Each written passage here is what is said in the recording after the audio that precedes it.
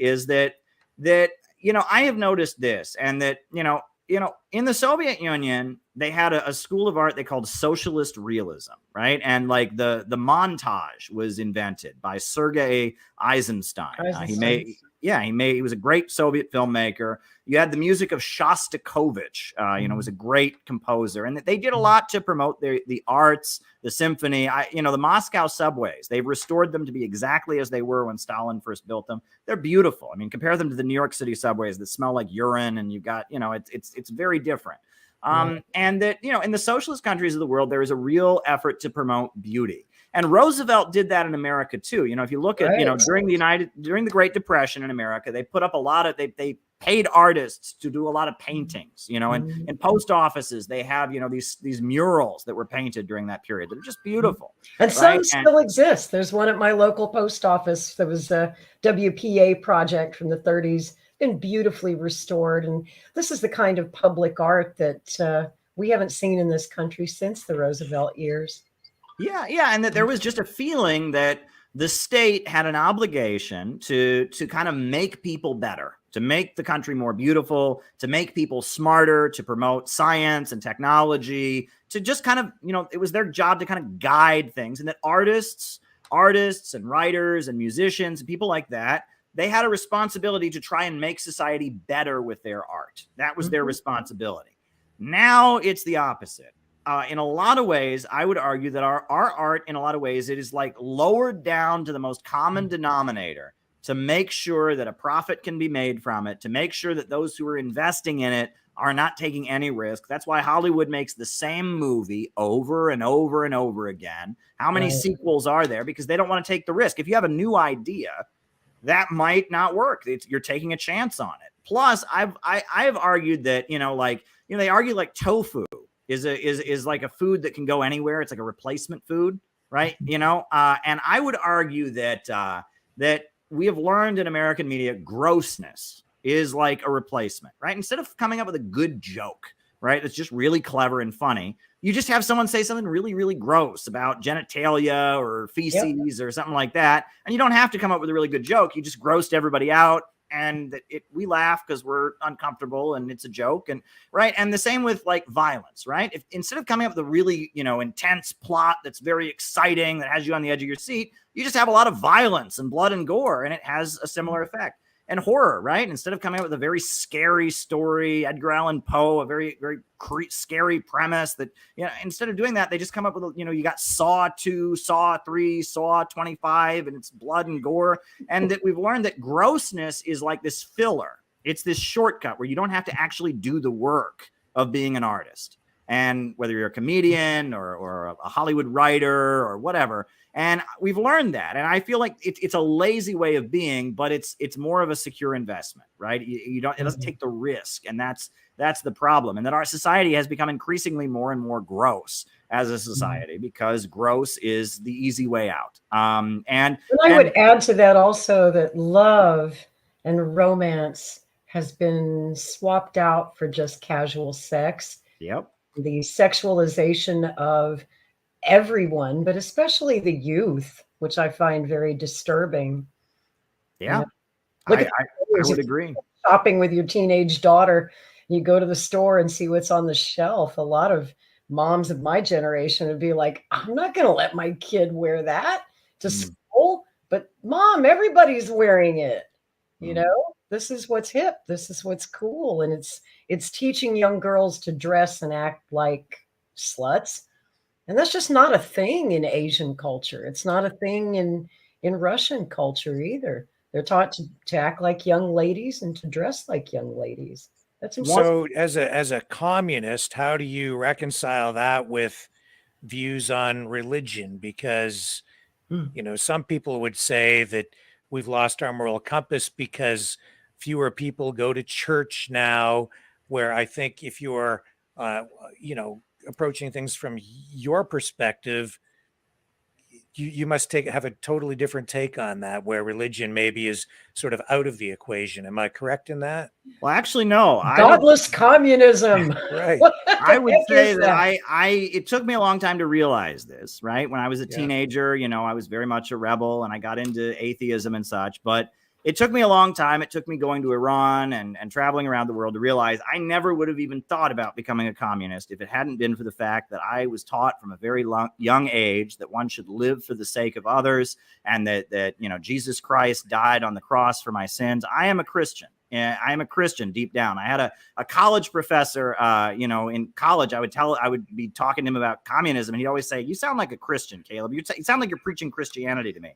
And I didn't understand what he was saying, but it took me years to kind of realize that. And that it's interesting. Friedrich Nietzsche, who's one of these new age postmodern thinkers that gets pushed in the universities, his argument against communism, he said, communism is nothing but Christianity. It's just dressed up. It's Christianity dressed up to be modern and scientific, but it's the same thing that Jesus was pushing. The last shall be first, the first shall be last, sacrifice for what is right, build God's kingdom on earth,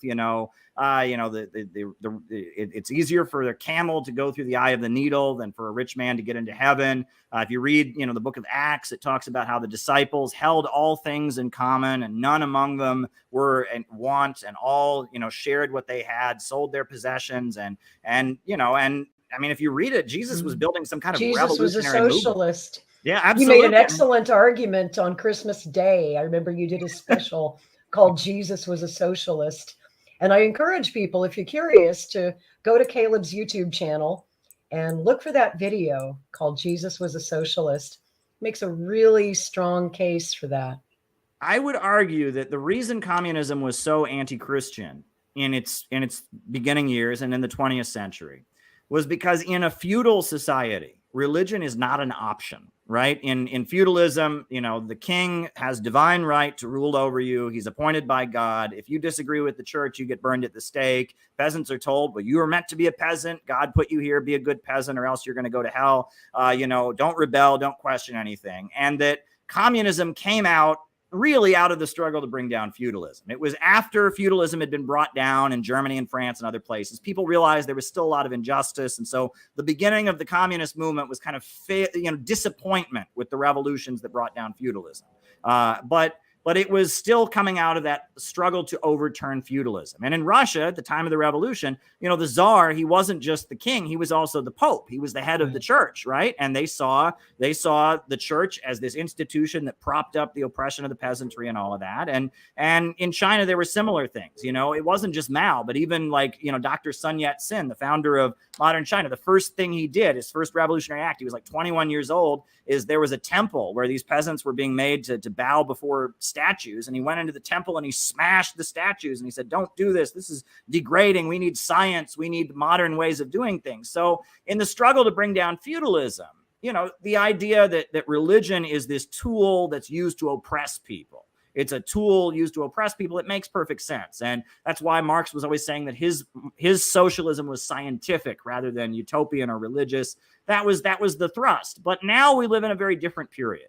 We live in a very different time where religion is an option, right? No one's making you be religious. And I would argue that at this point, atheism and anti-moralism and what they call philosophical irrationalism is the religion of the ruling class. That's what Netflix is preaching at us. That's what they're preaching in the universities. Very true. They want us to believe that right and wrong doesn't exist. You have no obligation to anyone else, no obligation to society, no obligation to your community. You're an atomized individual, rational, self-interest, greed is good. Everyone's on their own. Everyone can just do whatever they want. It's just the law of the jungle. Everyone's out there struggling against everyone else. That's what they believe, right? And that's what they're pushing.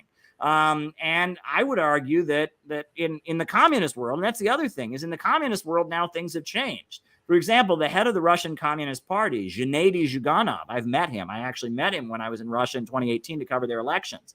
I was embedded with his campaign.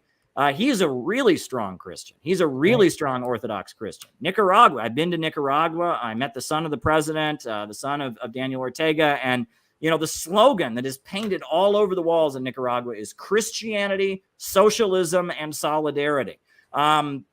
That's where they're preaching things. So things have flipped, I would argue. Now, China is still very much an atheistic country. North Korea is very, very atheistic. Vietnam is the same way. But even in the countries where it's still a prevailing atheistic ideology, China has realized they really badly treated Roman Catholics and Buddhists and Muslims, and there's been a huge flip in the way they treat people of religious faith.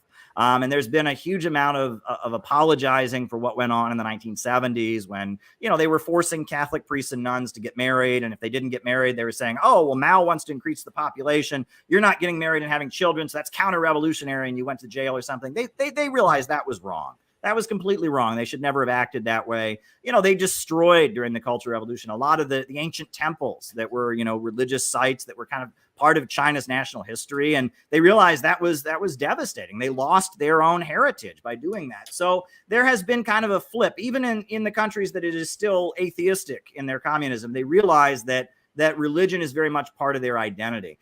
Syria, the government there, it's not the Communist Party that's the ruling party. The Communist Party is part of the ruling coalition, but the ruling party is the Ba'athist Arab Socialist Party. And in Iraq, under Saddam Hussein, it was the Ba'athist Arab Socialist Party. Gaddafi, it was Islamic socialism. And in the Arab world, there was a feeling that the only type of socialism they could ever have was a socialism that recognized the important place of Islam in the Arab culture, which I think is very fascinating, right? That the founder of Baathism in Syria he was from a Christian family and he was a communist atheist, but he realized when they were trying to develop a form of socialism for Syria and for Iraq and for Libya and for Egypt and other Arab countries, that the only way it was going to work is if it was an Islamic form of socialism.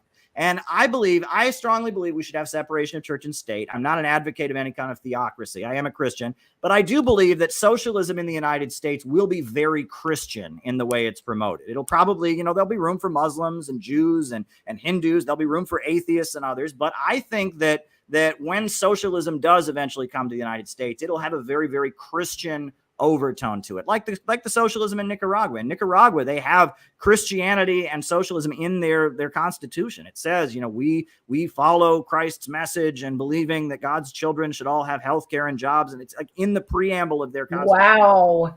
We don't even have anything like that in our founding documents, really. Right. So, I think things have largely changed. That's what I would argue. And that obviously, the horrendous things that were done to Christians in the 20th century in communist countries, that's something that we just need to admit happened. And we need to say it was wrong. I mean, there's no way around it. We need to say it was wrong. And there have been mistakes with Muslims in China, with Tibetan Buddhists. There have been mistakes all around. And I think things have just changed in the past few years. I find it interesting and inspiring in a way that the communism of the 20th century has evolved into 21st century communism. And unlike our system over here, the communist countries realize where they went wrong. They admit they made mistakes and they corrected them, which is something that we in America never do. I mean, we double down on stupid. We never correct a mistake. It practically takes an act of God to get us to admit we made a mistake. Yeah, it's weird, right? For a long time, it was that America had never done anything wrong. It's, if you don't like it here, love it or leave it. But now I feel like it's almost, now they're doing even the opposite of that with the wokeness. Now it's almost like, the 1619 Project is historically inaccurate. It's false, right? The United States was not founded to preserve slavery. Slavery went on and it was horrendous. But the United States, the founding of the United States, Alexander Hamilton was supporting the Haitian Revolution, and he was against slavery, and a lot of the founding fathers, there was a divide, right? And that there are things in America that we can be proud of.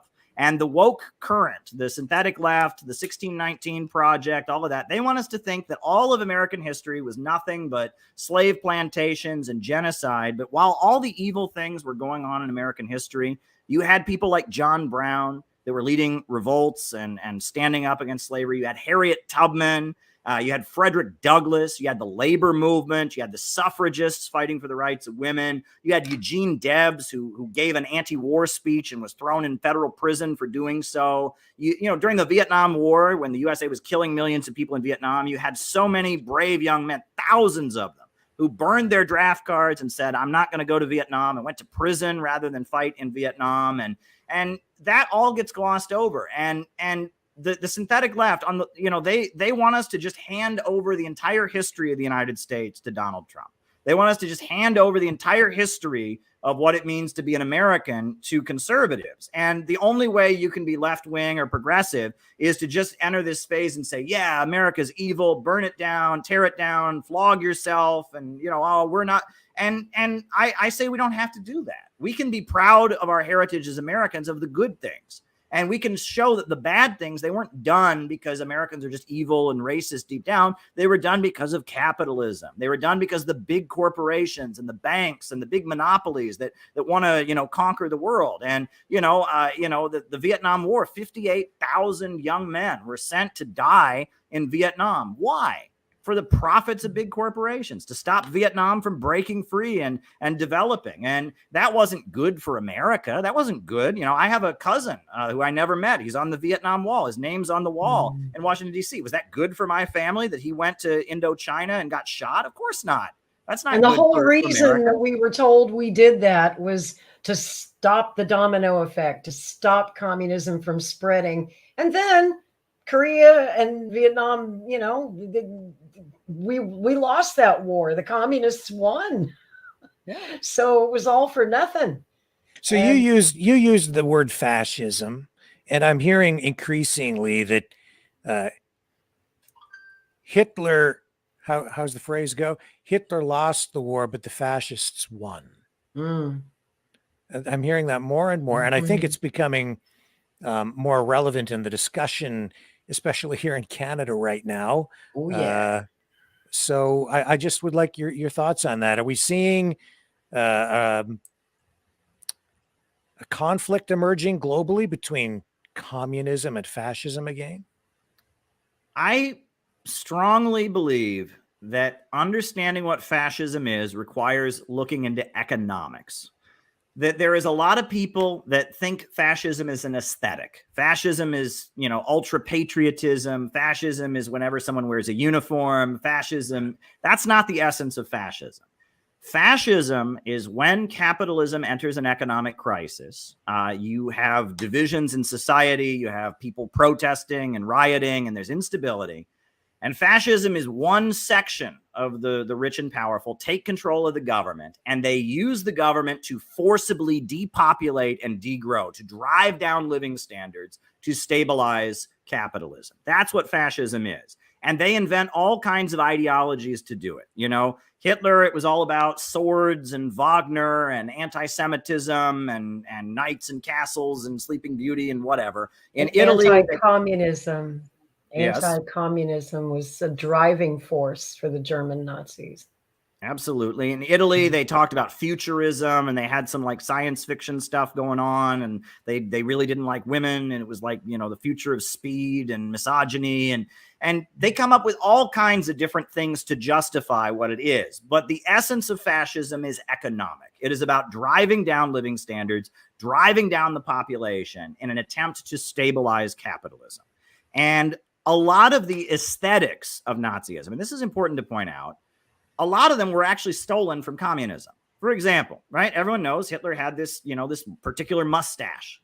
Well, why was that? That was because back in the 1920s and 30s, they didn't have intricate printing technology. So if they're making a poster with the leader of your movement on it, he had to have a particular mustache. So everyone knew when they saw that mustache, that's Hitler.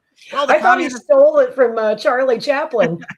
Right. Well, the communists had already done that, right? Lenin was bald and he had a goatee. Stalin had a handlebar, and it was just kind of understood. If you're building a popular movement with a leader in that time period, you wanted him to have a very distinct mustache, so everyone knew who he was. That was what that was, right? Before the Nazis had their salute, communists had their salute, which was the fist, right? That comes out of the Paris Commune.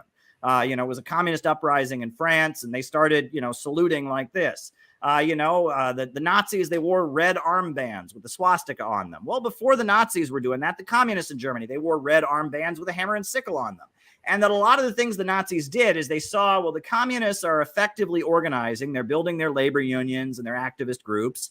And we're going to copy some of their techniques because they work, because it's just good for building a mass movement. And what's weird is that now the memo has been sent out. Anyone who wears a uniform, anyone who has a salute, anyone who, has a leader that they really promote, well, they're a fascist. Well, no, actually, fascism just kind of stole the aesthetics from communism, and communism just kind of invented those aesthetics because they were effective in building a mass movement. Meanwhile, a lot of the actual beliefs of the Nazis, like their beliefs, not their practices, not the costumes but their actual beliefs have actually been adopted by the left. For example, environmentalism, right? The Nazis were huge environmentalists, right? We are going to save our sacred mountains and forests, and we're going to reduce the population and save our mountains and forests. Occultism, right? And this is very interesting to me. In Europe, in the time the Nazis were around, it was the communists were atheists. They believed in science and atheism. The normal, like, centrist view was Christianity. You were Catholic or Protestant or whatever. That was like the normal view. But then it was the far right and the fact. Oh, we lost your mic. I think you're unplugged. I'm back. You're back. I'm back. Yeah, and it was the far right. They were the ones that were really into occult rituals and paganism and mysticism and talking to spirits and they worshipped Odin and Valhalla and the pre-Christian gods of Europe. That was all right wing. But now a lot of that pagan stuff is actually considered to be left wing, which is very interesting. A big aspect of Nazism and fascists everywhere is they want to go backward. They want to go back, right? They feel like we've gone too far. We need to go backward. And that's always been a central, Julius Evola, who's one of the main thinkers of Italian fascism. He wrote Revolt Against the Modern World. And he argued that there's like this sacred way, there's this natural way that human beings should live, and we've gotten away from it. We need to get back and restore the natural order or the organic state. That's all fascist ideology, but that's what the left now believes, right? They want to bring us back into balance with Mother Nature. They want to reduce the population. They want to protect the trees and forests from human beings that are a cancer on, a lot of the actual beliefs of the Nazis are now adopted by the left.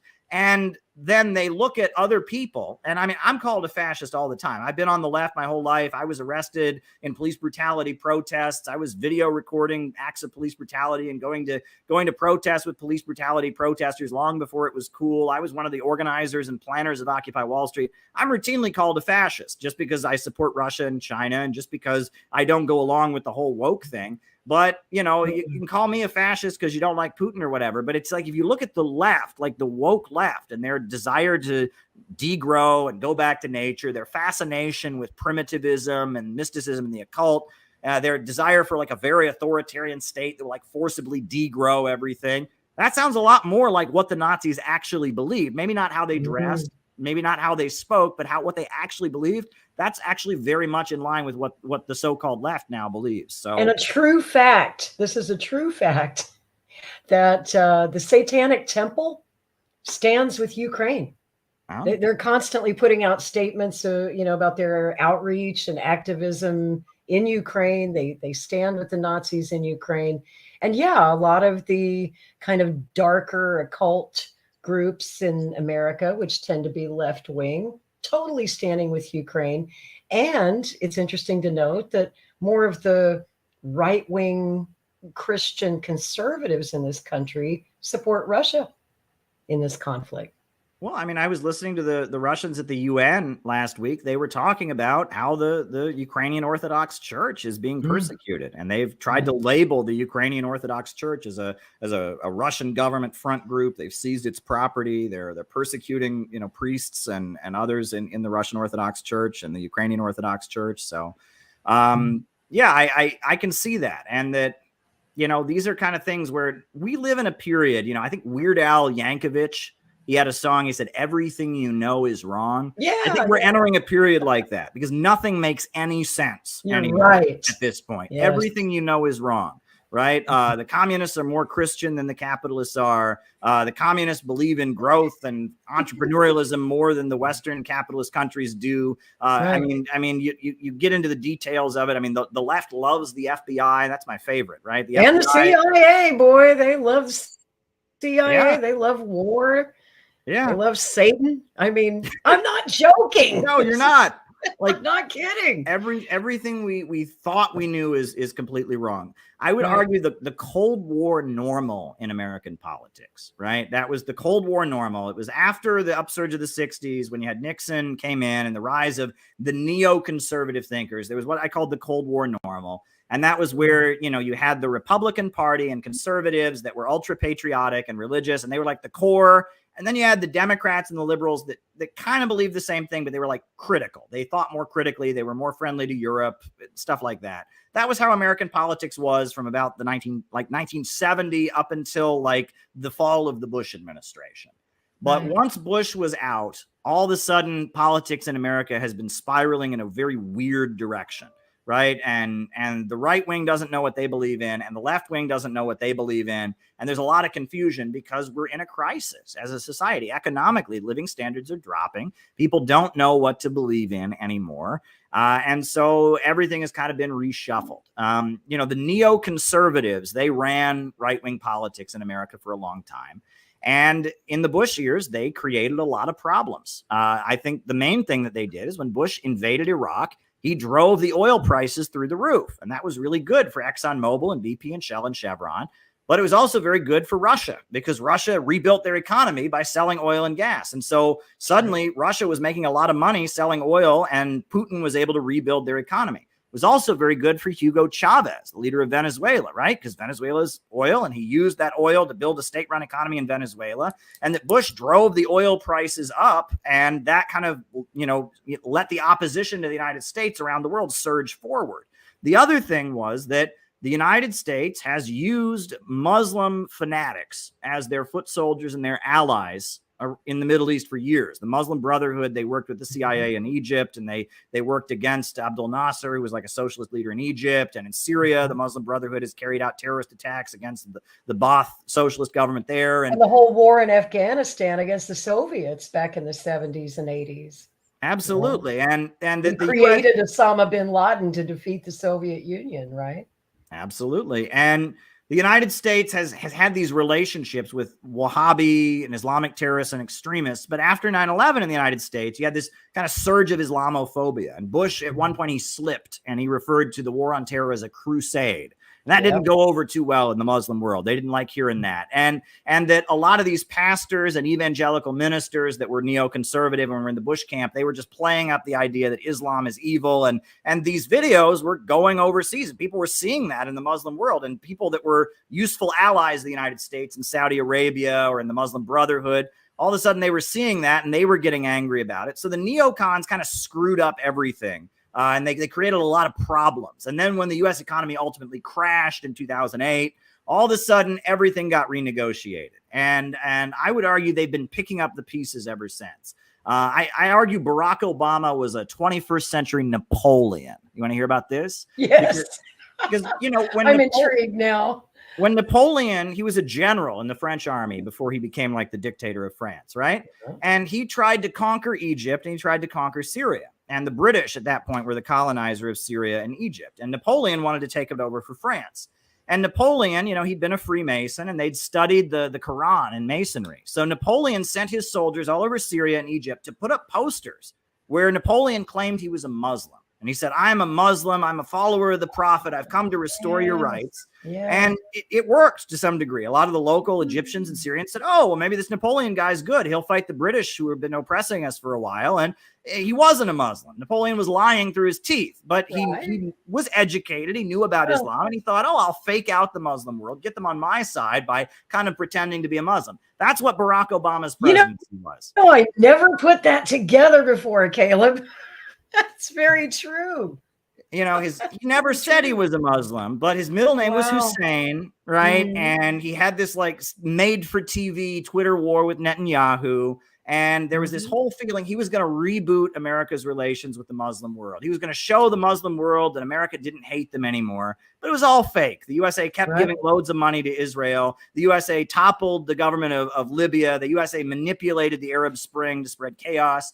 But it was very effective. Could you imagine what would have happened if Bush had been president during the Arab Spring, right? If that Arab Spring uprising had happened and the commander-in-chief of the United States was a guy in a cowboy hat who's like, I'm going to fight Al-Qaeda, these terrorists, these Muslims, we're going to kill them all in a crusade.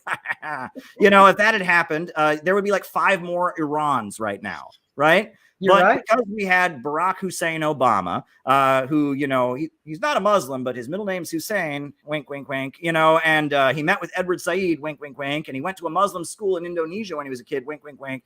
That was very key in the USA manipulating the events of the Arab Spring to get what they wanted, right? And so I see Barack Obama as a 21st century Napoleon, and that was an attempt to kind of, you know, fix what Bush had screwed up with all these Muslim proxies.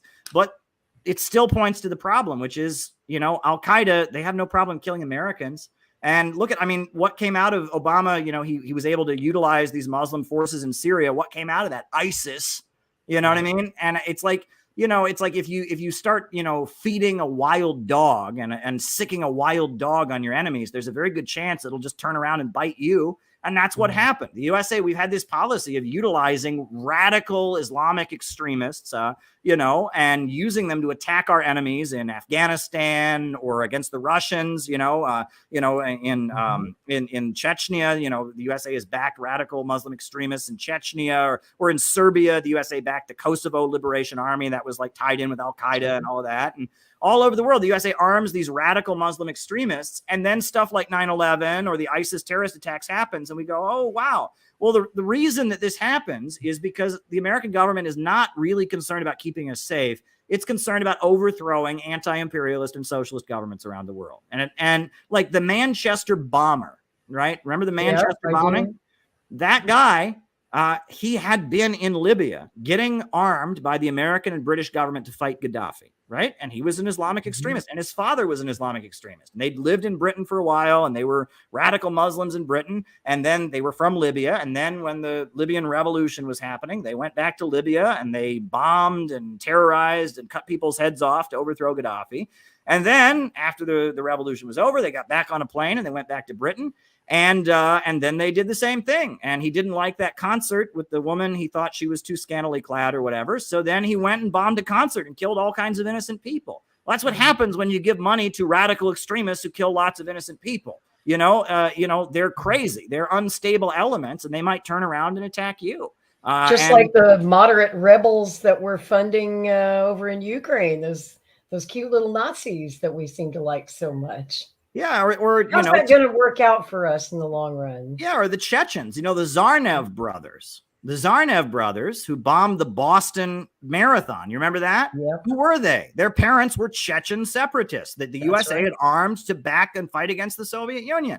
And from what I understand, the Russian intelligence actually went to the American government and they said, these Tsarnaev brothers, these are dangerous guys. We've been tracking them on the internet and stuff. These are dangerous guys. Keep your eye on them. The U.S. government didn't listen to it. And look what they did. They bombed the Boston Marathon and they killed all these people. Right.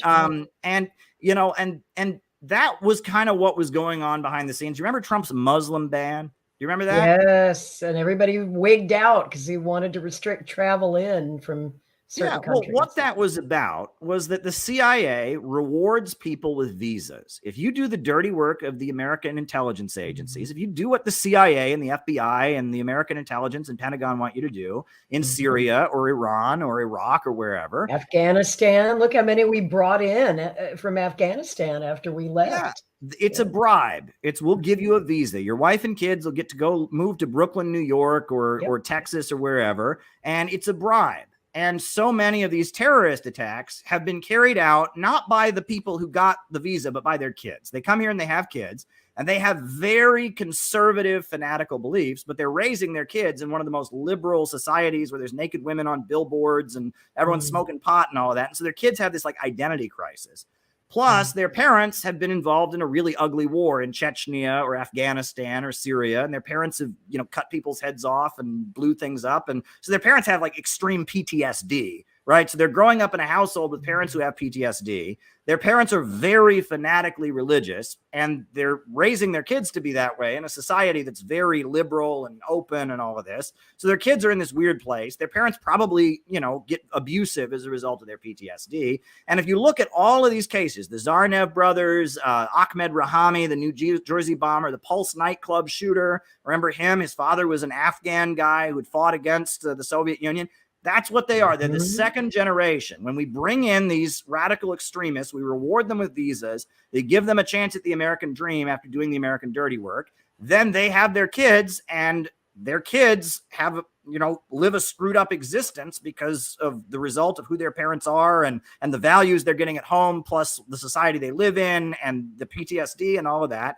That's who these shooters tend to be. And it You're appears right. to me that somebody in the FBI or in the Department of Homeland Security who was a Trumper said to Donald Trump, let's just stop this. Let's stop rewarding, these people with visas. Let's just stop doing that. Let's stop this soft power program for American intelligence of giving visas to people who do our dirty work. There's too much blowback. The Pulse nightclub, the Boston bombing. Let's just not do that anymore. And in response to that, who went nuts? It was clearly the intelligence agencies that went nuts, right? That's right. I remember when that was going on. You cannot protest in an airport, right? Lori, Rick, if you and me, if all three of us got together and we said, we're going to go to an airport in America and have a protest, we would have the handcuffs put on us immediately and be dragged to jail within 2 seconds. We'd be dragged to jail. You can't protest in an airport. You can't even film in an airport. If you're filming in an airport with your phone, the police will come up to you and say, stop that. It's technically illegal to film in an airport. You might get arrested.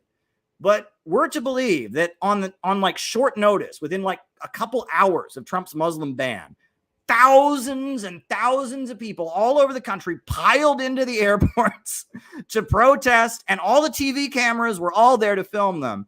And it was just an upsurge from below. It's just the people rejecting Trump's Muslim ban. Give me a break, and they said it. I mean, if you watch the people that were opposing the Muslim ban, a lot of them said, look, these people around the world are serving the United States in Iraq. They're serving the United States in Syria, and we can't bring them to America. Boom. That's exactly what was going on there. It was about the intelligence agencies rewarding people with visas. There are disagreements within the deep state. And this, again, points to the fact that the left has become the spokesperson of the intelligence agencies. They are the foot soldiers of the CIA and the American intelligence agencies. And there is a lower level. There's people like Tulsi Gabbard. There's people like Michael Flynn. There's other people within the American deep state who aren't on board with this whole globalist agenda. And they have different goals. And they said to Trump, stop giving visas to these extremists around the world. Trump listened to them, but then Trump was forced to rescind, right? There was enough of an upsurge by the intelligence apparatus and the well-connected, powerful financial forces that Trump was forced to rescind. And unfortunately, I know many Muslims. I'm not a Muslim myself. I'm a Christian, but, I respect Islam. And, I know most Muslims are not terrorists. The overwhelming majority reject terrorism. And I don't embrace a lot of the Islamophobia and just hatred for Islam we hear among conservatives.